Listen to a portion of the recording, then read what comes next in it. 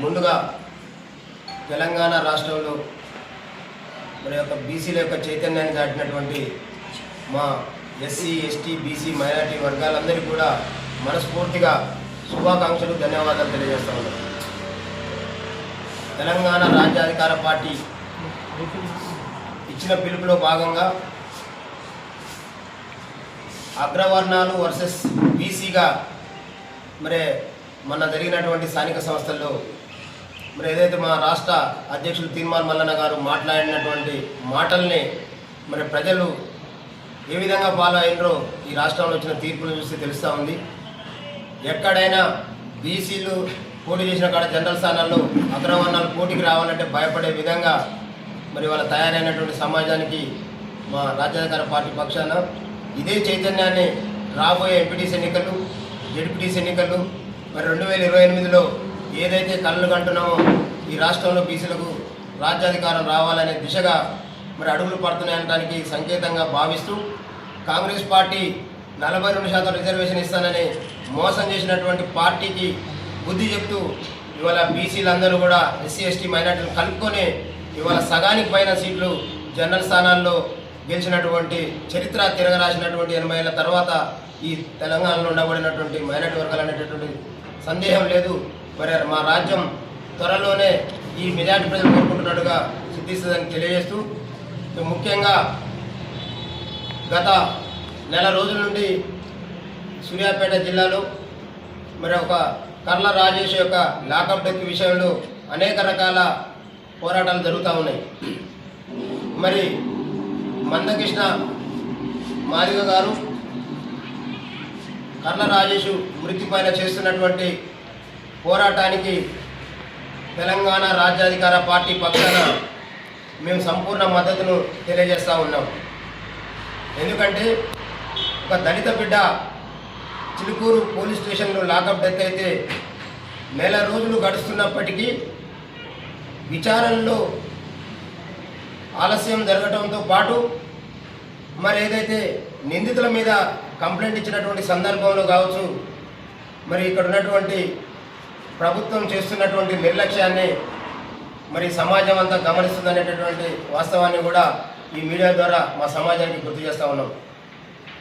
ముఖ్యంగా మరి 2 నియోజకవర్గాల్లో నాకు మా కుటుంబానికి పిల్లలు లేరు, ఇక్కడ ఉన్నటువంటి ప్రజలే మా బిడ్డలని సంబోధించే ఎన్నికల్లో మరి వాళ్ళ ఈ మెజారిటీ వర్గాల యొక్క ఓట్లను దండుకొని అధికారంలోకి వచ్చినటువంటి వాళ్ళు మరి నేటికి నెల రోజులు దాటిపోయినప్పటికీ కనీసం దళిత బిడ్డ కుటుంబాన్ని పరామర్శకు కూడా వెళ్ళకపోవటం ఈ వర్గాల మీద ఈ ఆధిపత్య కులాల యొక్క వైఖరిని ఈ సమాజం నిశ్చితంగా గమనిస్తుందనేటటువంటి వాస్తవాన్ని కూడా గుర్తు చేస్తా ఉన్నాం. అంతేకాదు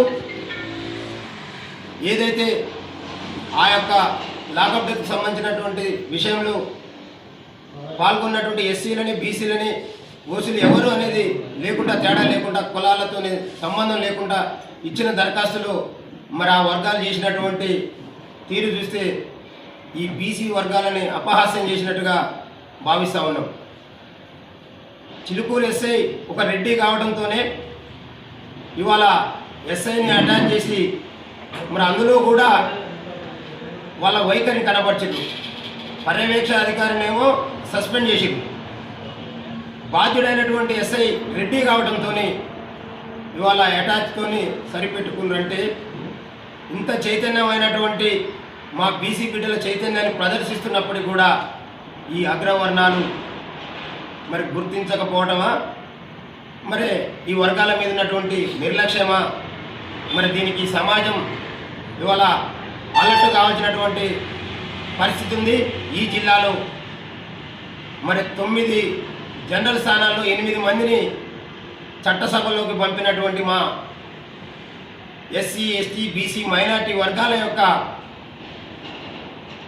బతుకులని మరి ఈ రకమైనటువంటి అపహాస్యం చేయడమే కాకుండా లాకప్ డెత్ విషయంలో ఈరోజు వరకు కూడా పూర్తి విచారణ చేయకపోవడం తీవ్రంగా వ్యతిరేకిస్తూ ఏదైతే మా దళితుల పక్షపాతి దళితుల రిజర్వేషన్ల కోసం అనేక సంవత్సరాల నుంచి పోరాటం చేసి ఇక్కడ ఉండబడినటువంటి దళితులు ఎస్సీ ఎస్టీ బీసీలందరూ కూడా చైతన్యవంతులై రాజ్యాధికారంలో వాటా కావాలని వాటా పొందాలని తలంపుతో పనిచేస్తున్నటువంటి అన్న మందకృష్ణ మాదిగ గారి పిలుపు మేరకు ఎంఆర్పిఎస్ ఈ కర్ల రాజేష్ లాకప్ డెత్ విషయంలో ఏ కార్యక్రమాన్ని తీసుకున్నా ఈ నల్లగొండ జిల్లా వ్యాప్తంగా మా తెలంగాణ రాజ్యాధికార పార్టీ వాళ్ళతో కలిసి ఆ పోరాటాన్ని కొనసాగిస్తుందని ఈ వేదిక ద్వారా మీ అందరూ కూడా తెలియజేస్తూ ఉన్నాం.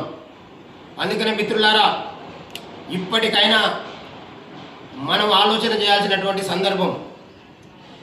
కనీసం దళితుల ఓట్లు ఆ నియోజకవర్గంలో మినిమం 40,000 పైచిలుకుంటాయి.